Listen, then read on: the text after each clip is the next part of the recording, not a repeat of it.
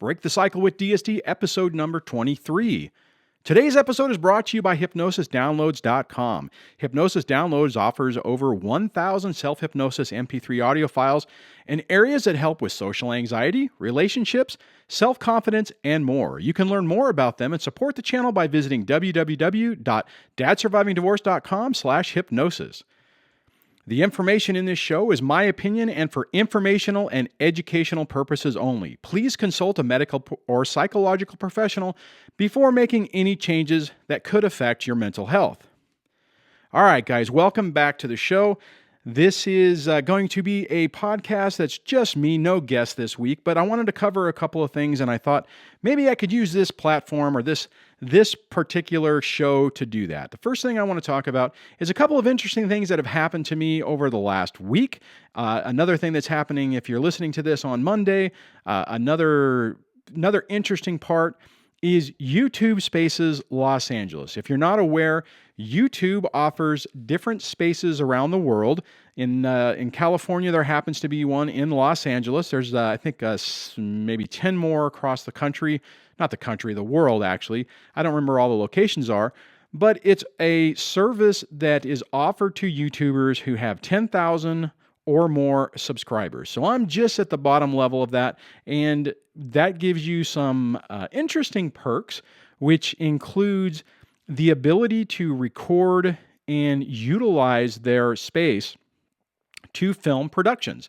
So they have multiple sound stages, editing bays, sound booths, all kinds of different things, Foley room, a rental house on site where you can plan and film a production utilizing their equipment. All you have to do is bring your talent, your own people to man the equipment, and you can film in their soundstage for free as a perk. The only thing is you do have to have, which I didn't realize this until just recently, you do have to have production insurance, which I don't entirely know what all that means. I am going to have to find out more.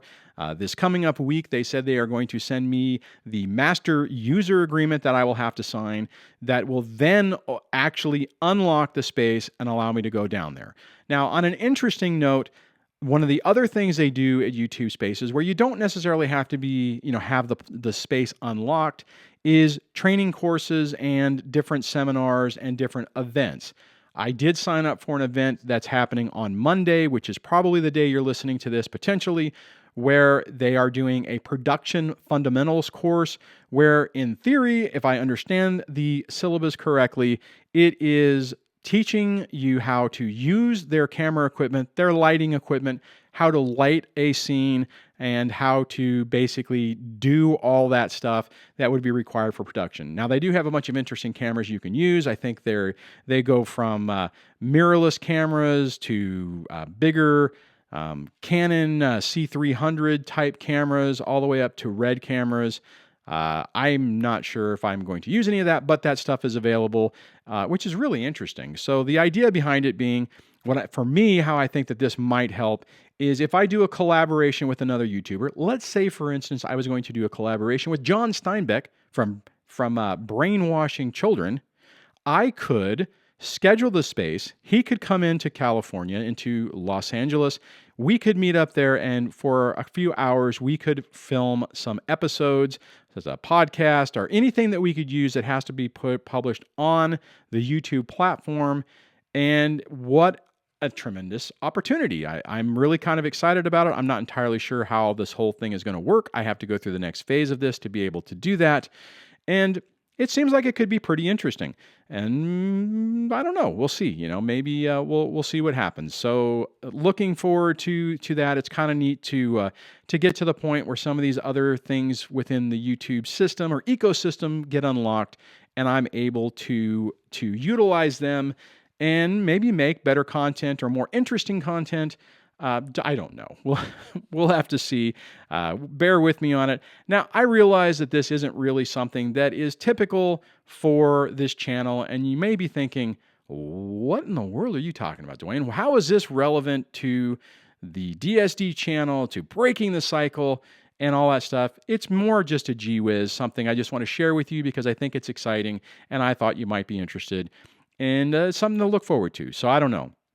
Not a lot of people get to do this. It is kind of a pain to sign up and a bunch of hoops you have to jump through. But hey, whatever. I'm giving it a go. So now I want to jump into a kind of couple of topics I want to hit, but I want to jump into the first one being dealing with triggers. And I know people don't like the word triggers. I've been getting a lot of hate lately from people saying, "Why are you doing trigger warnings? Why are you going down that path and saying these things?" Because it's funny, because people are triggered by saying that. The reason is, and I think most people who are members of this channel and listeners of the podcast or viewers of the YouTube channel, there are a lot of things that we go through that are actually triggering.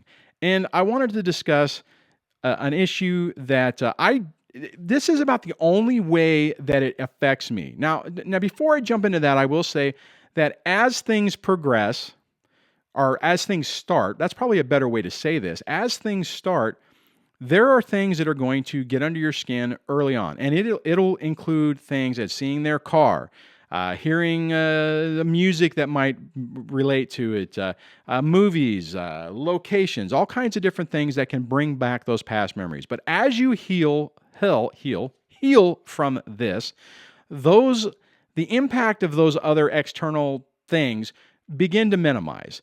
I can see her vehicle or the old vehicle, and I don't have the panic attack that I once did. So if you are dealing with that, know that it does take time, but those symptoms do start to mitigate. Now, I do highly encourage you to work on healing yourself, and if possible, if you can find a skilled therapist in your area to help you deal with the trauma, I would encourage you to do that, because it's much better to have a structured therapeutic environment to help you with that. Couple that with YouTube videos, reading books, maybe even a life coach, those type of things to help you with that. Okay, now to get back into what I'm talking about, the one way that I do have a little bit of an emotional flashback, a little bit of a trigger, a little bit of a thing where it just kind of just rubs me the wrong way, is when it's stuff that affects the kids. That is the one thing where when I'm told about it, or I find out, or I hear about how things are going down, or potentially how the kids are dealing with the exact same scenarios that I dealt with when I was married all those years to my ex, it's really tough. Now, I've gotten better at this. I will say that in a year ago, whenever things would come up, it would make me a lot more angry, and I would have more of one of those visceral responses. I would have one of those responses where it would just be a flashpoint, and I would have a PTSD, or a complex post-traumatic stress disorder. I just said two different things, by the way, response, and it would not be so great. Now, as time progresses and you get more not comfortable with this, but you acclimate more to it and you understand what's going on, it will lessen, which is good. And I had some situations in this last week where some incidents were shared with me that were pretty darn frustrating.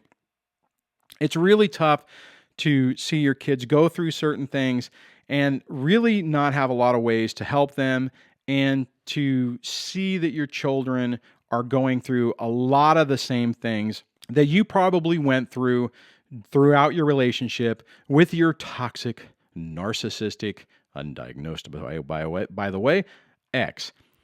Okay, so now this rolls into one of the other main topics that I did want to hit for this podcast, and that is finding ways to help your children. Now, I know I've talked often about be very cautious what you do with your children, depending on their age, and I still stand behind that. If you're dealing with minor children, you do not want to be the person pointing out to them that their other parent, has significant emotional issues that are negatively affecting their life. You do not want to be that person. You don't want to put yourself in the middle of that. It really puts you at risk for things to go badly. Even if your minor child is expressing to you concerns about the behavior of the other parent, be really cautious and careful about that. I cannot stress that enough. And I'm talking to you about that from experience, because I made the mistake of sharing way too much information, especially with my son, whenever he started to make comments that made me think that maybe he was starting to understand it. What ultimately happened, and I know I've shared this before, is it backfired on me, and it really, really, really hurt my relationship with him. So the thing is what do you do? When they're minors, I would highly encourage you to have a child therapist, somebody that can work with them on it that is not you. So that way you are not the one making comments or making judgments about the other parent. For one thing, your opinion about the other parent is suspect, and anything you say negatively can and will be used against you. I can guarantee you that, and you don't want to put yourself in that position. But a neutral third party or somebody that children feel that they can trust that is in a position to do that is in much better position to be able to help them deal with that. Now, does that mean that I think that my children's therapist, when they were going to therapy, was actually doing that? I don't know. I mean, there were some things that, she didn't understand, meaning the kid's therapist, that complicated things. But even still, and you get kind of in a complicated situation because one, the other parent's going to have to agree that your kids can go to a therapist. And if you're trying to find one that they don't agree with, it complicates things. So I was in a situation where the kids were already going to this therapist. Things were already progressing. So I was not going to sit there and try to change because it was too much of a risk. And there were multiple times towards, the kids haven't been going to therapy for like the last year or so, or I can't even remember what the date was, but she, even before that, was trying to talk me out of having them go, like saying, I don't think they need to go anymore. And I wouldn't agree with it. And because it was already going, it was continuing. So my first recommendation on that, be really careful about that. It can blow up in your face. Okay. So what exactly do you do, like in my situation, with an older child who is turned 20 as of the day before this airing of this podcast? What do you do in that situation? And it's still really complicated, and I have made other videos talking about how to help people, and this still does dovetail with that. And part of the problem is that until the person is really able to recognize what's going on and accept it and make decisions based on it, you still are really limited on your options. Now, I have tried to have some conversations with my son in this situation to recommend some courses of action. Personally, in my opinion, I think he needs to get out of that environment because I can see what's happening to him is the exact same thing that was happening to me when I was in the house in that environment. I was incredibly stressed. I was constantly being shamed. I was being triggered are provoked to respond in certain ways and then shamed for those responses. And bottom line, I was not a happy, calm person. I see my son going through the exact same thing. And, in my mind, he needs to not be there. Can I make that decision for him? No, I cannot. I guess I can encourage it. I can, offer up the fact that he could potentially stay here or help him find another opportunity to be on his own. So I'm working with him on different things on that. Maybe I can help him find a job. Maybe I can help him get into a situation to where he could rent a room or be someplace where he isn't making or taking sides with either me or his mom. And I think part of what the other thing is he's really worried that if he makes a decision or if he chooses somebody, if he makes a decision that I am going to stay here or there, that he is going to have to pay a consequence for that. And unfortunately, he's more than likely correct. More than likely, his mom will punish him for that. And there also is a really good indication that probably his sisters will do the same. So I get that it's a complicated situation. And again, it rolls back to what I was talking about before, that you cannot force somebody to make a decision. You can be there for them. You can listen to them. You can, be an ear for them to talk to, a shoulder to cry on. But at the end of the day, they're the ones who has to make the decision. This is probably the one thing where I would say our situation kind of correlates with a therapist And what I mean by that, a therapist typically isn't a coach, right? They're not supposed to tell you what to do. They're supposed to help you figure out your options and help you make your decision. They're not supposed to say, well, I would recommend option 1, 2, or 3. It's not that way. When we're dealing with our children, that's kind of a situation that we're in as well, just because of the pitfalls and the potential for problems whenever we are basically engaging with them about their ex now, or not ex, I'm sorry, about the other parent. Now, this also is exactly the same if you're dealing with an older child, an adult child who is married to a toxic narcissistic ex and is not at the point to really see it. You have to be very careful. It falls into the same lines because if you push too hard, they are going to more than likely side with their abusive ex. This is really relatively common with adults because it falls into a lot of the stereotypes. The in-laws typically don't like the new daughter-in-law or son-in-law, and you can easily, a narcissistic spouse can very easily manipulate the situation to play that up to make the person think that their parents are negatively trying to impact the relationship and kind of pushing the person to make a decision. Are you going to pick, your mom and dad? Are you going to support your wife? Are you going to support your husband? So you have to be really careful of that because you are not going to be the one to be able to, peel the veil off their eyes and have them see and recognize what is really going on. So just be very cautious of that. I think in some ways I'm probably pushing a little too much on this, only because I can see the damage that is happening to my son.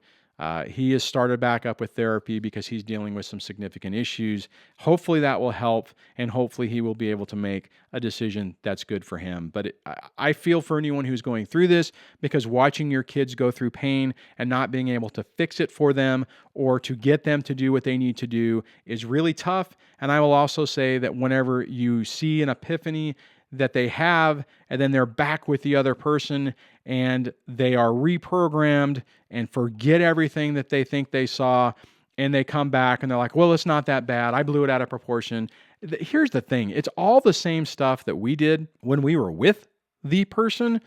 So we cannot expect that they are going to have a different response. I mean, in my particular situation, I was married 21 years. It wasn't until that last little bit that, I did have epiphanies throughout the relationship. I will say that, but I always reset. I always fell for the love bombing. I always fell for the illusion and the breadcrumbs.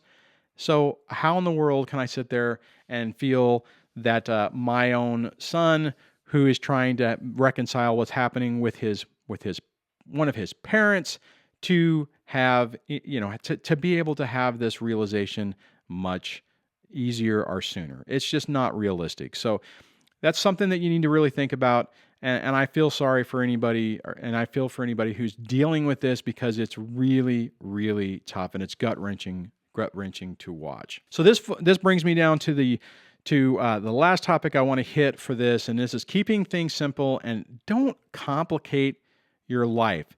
And this kind of rolls into the mantra that I generally talk about, which is just keeping your environment and your life as calm and stress-free as you possibly can. Now, I realize that is much easier said than done. I absolutely get that. But it's one thing I think we all really need to work towards and really put some effort into, because it's so... Well, let me back up. A narcissistic ex is going to do everything in their power to make your life as complicated, as stressful, as anxious as they possibly can. And it's by design and for effect, because the more stressed and anxiety that you're dealing with, the more fear, All that stuff affects so many different aspects of your life. It's going to affect your sleep. It's going to affect the way you think. As you get more fatigued and more tired, you are going to get sick more. You are going to not think as straight. You're going to make mistakes. You will be more easily manipulated. You'll be more easily triggered.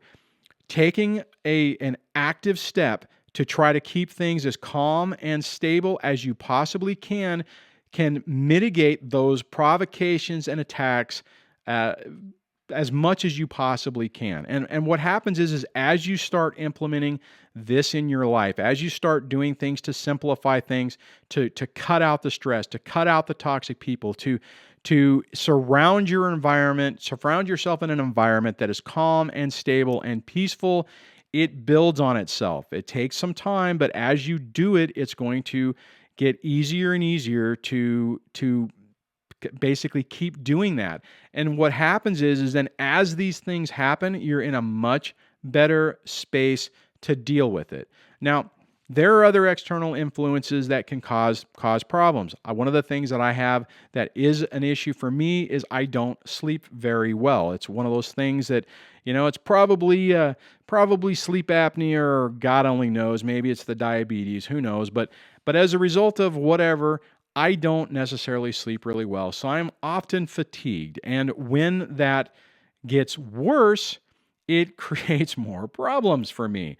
As I get more tired, anything else that comes up affects me in a more negative way. If I'm really tired and things go bad at work, it affects me worse. If money things happen when I'm really, really run down, then I feel like that's catastrophic and everything is falling apart. Everything I've done is completely terrible, and my life's never going to get better. And just that catastrophic thinking. The best way to combat that is to keep things as calm and simple and remove the complications from your life. I know that is so much easier said than done. I get that, but whatever you need to do to help you do that. I mean, if it's something like making a note that, you are going to have a calm, peaceful day, and putting that, taping that to your mirror in your bathroom, and that so you see it when you wake up and you read it whenever, and you see it whenever you come home, and you look at it when you're getting ready for bed and brushing your teeth and all that stuff, just to remind you that it's an important step for you to help you take back control of your life and to minimize and mitigate a lot of the chaos that your ex is going to try and instill in your life. One of the things that we all have to remember is they love chaos. They love that crisis mentality and mode. They thrive in it. We don't thrive in it. It stresses us out. It causes us to be fatigued. It causes adrenal fatigue. It causes all kinds of problems. They thrive in it. You don't want to play in that field with somebody who that's where they enjoy. They don't have to put extra effort into it because that's where they feel comfortable because they enjoy chaos. So I just want to throw that out there and just hit that point because I think that oftentimes it's the real simple things in this whole nightmare that really make a huge difference. Now, I get, and I often say this in video, that it's a simple answer, but it's really difficult to get to the point where you can understand it. One of the analogies I used to use, and this is true for me, is I used to think that the answers to life were right in front of me, but it felt like somebody who had the answer was staring me right in the eye, and they were screaming the answers to me, but it was in a foreign language that I could not understand. And their hand movements, and they're animated, and I just couldn't understand what they were trying to say. I know it's a weird analogy, but that's the way I kind of felt. And over the last few years, as I've really been working on myself, making huge strides in getting my life back, I finally feel like I can understand the language. That has been I don't know if that analogy even makes sense. Maybe you think, Duane, you've lost your mind. I'm not entirely sure. But that is a pivot that's happened in my life and a change that I've been really grateful for. I mean, it's really made a positive impact on me and really changed my perspective, changes the way I interact on things and deal with things, and it's been a blessing in how I go forward and how I approach things. Doesn't mean I still don't struggle from time to time, because I do. I am human, and I do have my issues from time to time, but it is nothing compared to what it was 6 years ago, or during the separation or before the divorce. I mean, it's like night and day. I know I've said this before, and I will say it again just for anybody new who may have not heard me say this before. But where I am today, the way I feel in my life today, I never thought I would get there. I thought maybe at the most I would be able to dull the pain that I was dealing with and make it manageable, but I never thought that I would be able to get away from it and release it and not have it constantly being a dark passenger or a companion in my life that I couldn't get away from. And I've gotten away from it, and it's an amazing thing. So I just want to share that. Hopefully that will give you some hope that you can get there as well, which I absolutely believe that every one of you will have that same epiphany and get to that same point. So I'm going to wrap this up. I hope that this one-off podcast, just me talking and hitting some topics, is good for you and you like that. I will put some show notes on the website at dadsurvivingdivorce.com/podcast/023 for this particular episode. You can go there and get the show notes and the links. Not that I talked about much on this. I'm not sure what links I would have, but I would appreciate you checking that out. Again, the sponsor for this episode is Hypnosis Downloads. I've talked about them in the past where when I was really, really, really, really having problems and I was getting desperate, I did turn to hypnosis download files to help me deal with it. And it helped. It was one of those things to try to help my subconscious kind of break that programming that I had that was that catastrophic thinking, dealing with different relationship stuff. And if you go to www.dadsurvivingdivorce.com/hypnosis, it will take you to the relationship pack that I utilized that did help me. And if you are struggling, it could help you as well. And if you use that link, there will be a little kickback to the channel to help support the channel. So if you've ever considered it, then it might be something that would be helpful for you. To be honest, I actually recommended that to my son, and he said he's been doing those, and it has been helpful, so we'll have to see. It does take time. It's not one of those things where you do it one day and it starts, and immediately makes a big difference. You have to, do it for a while. It took me about 30 days for it to really start making a difference for me. I don't do it anymore. I've actually been thinking about doing some other stuff to just kind of change some other mindset things that I need to deal with, but that's another issue. So on that, I hope you enjoyed this podcast. I hope you enjoyed the video version if you're watching it, and if you're listening to it on iTunes or your favorite podcast viewer, or even at the website. In theory, there is also a video version on my YouTube channel, Dad Surviving Divorce. So if you're interested in that, you can check that out as well. And I will catch you guys on the next podcast.